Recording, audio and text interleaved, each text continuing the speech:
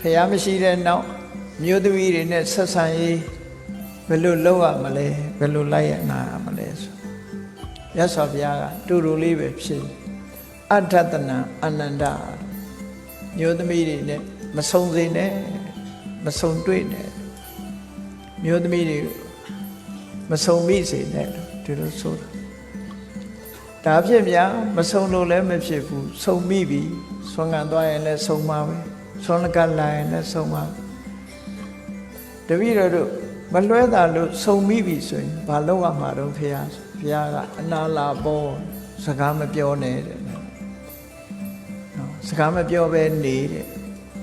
ဒါဖြင့်တပည့်တော်တို့စကားမပြောဘဲနေလို့လည်းမဖြစ်ဘူးအရှင်ဘုရားဒီနေ့ဘယ်ရက်တုံးလို့ဘာနေ့တုံးလို့မေးလို့ရှိရင်မလွဲမသွေပြောရမှာဖြစ်တယ်နော်တရားဓမ္မနဲ့ပတ်သက်ပြီးတော့မေးမြန်းမယ်ဆိုရင်လည်းမလွဲမသွေဖြေရမယ်ဆိုတော့ဝိနည်းစည်းကမ်းရှိတယ်ပေါ့စကားပြောရပြီဆိုတဲ့အခါမှာတပည့်တော်တို့ဘယ်လိုလိုက်နာမှာတော့လို့ဆိုတတိဥပဋ္ဌာဝေတ္တပါမင်းတို့တတိထားပြီးပြောပေါ့မြတ်စွာဘုရားကသုံးခုနဲ့ပဲရှင်အနန္ဒာကလည်းမေးတာမေးတဲ့မေးခွန်းလေးတွေကိုတူတူတိတိလေးပဲဖြစ်တယ်မြို့သမီးတွေပေါ်မှာဘယ်လိုလိုက်နာရမလဲဆိုရင်အေးသူတို့နဲ့မဆုံနဲ့ဆုံလို့ရှိရင်ဘာလို့อ่ะမတော်တဆဆုံမိပြီဆိုရင်စကားမပြောနဲ့စကားပြောရပြီဆိုရင်တော့တတိထားပြောလို့ဒီလိုပြောတာခဏခေတ်မှာဆိုလို့ရှိရင်ဘာဖြစ်လို့မြတ်စွာဘုရားဟာအမျိုးသမီးတွေပေါ်မှာမုန်းတီးလို့ဒီစကားပြောတာလားလို့ဆိုတရားဝါဒီရဲ့စရိုက်ကိုမြတ်စွာဘုရားကကောင်းကောင်းသိတယ်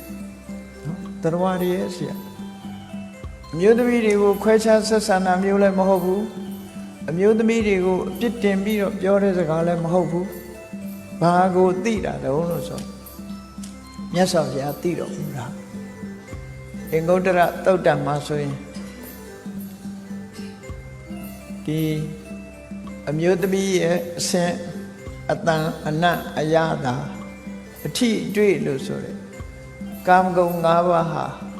အမျိုးသားဖြစ်သူရဲ့စိတ်ဓာတ်ကိုဆွဲဆောင်လွှမ်းမိုးထားနိုင်တယ်ဆိုတဲ့ချက်ပဲနော်ဆွဲဆောင်လွှမ်းမိုးထားနိုင်တယ်ဗြဟ္မစရိယလို့ဆိုတဲ့မြတ်သောအကျင့်ကိုကျင့်နေကြတဲ့ယဟန်တွေဟာအန္တရာယ်အမှန်မှများတယ်အမျိုးသမီးတွေကအန္တရာယ်ပေးတာတော့မဟုတ်ဘူး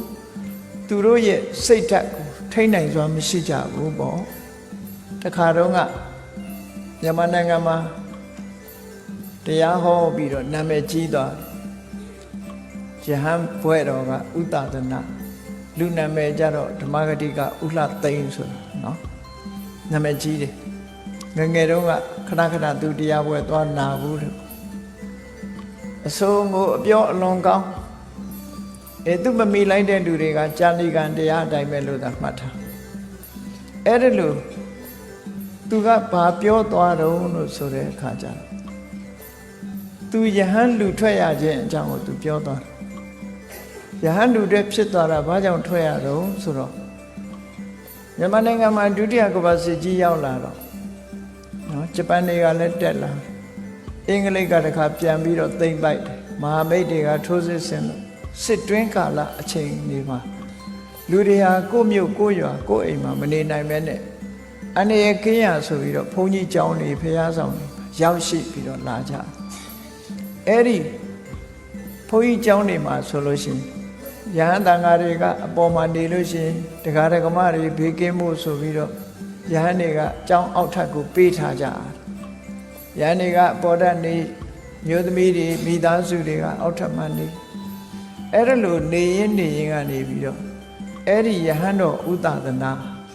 အဲ့ဒီလာရောက်နေတဲ့ထဲကအမျိုးသမီးတူဦးကိုမျက်စိကျပြီးတော့လူထွက်ပါလေ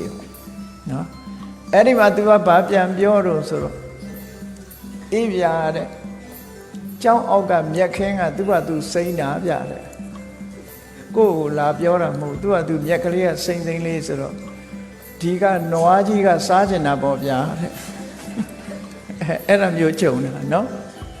မြက်ခင်းစိမ့်စိမ့်မြင်တဲ့အခါနွားကစားကျင်တာပေါ့ဗျာအဲ့ဒါလို့မြတ်စွာဘုရားကစားကျင်မှာဆိုလို့မတွေ့နဲ့လို့ပြောတာဟုတ်ကလား ယဟန်တန်ဃာတွေနဲ့ပတ်သက်ပြီးရှင်အနန္ဒာကိုမှားခဲ့တာအမျိုးသမီးတွေနဲ့မတွေ့ရင်ကောင်းတယ်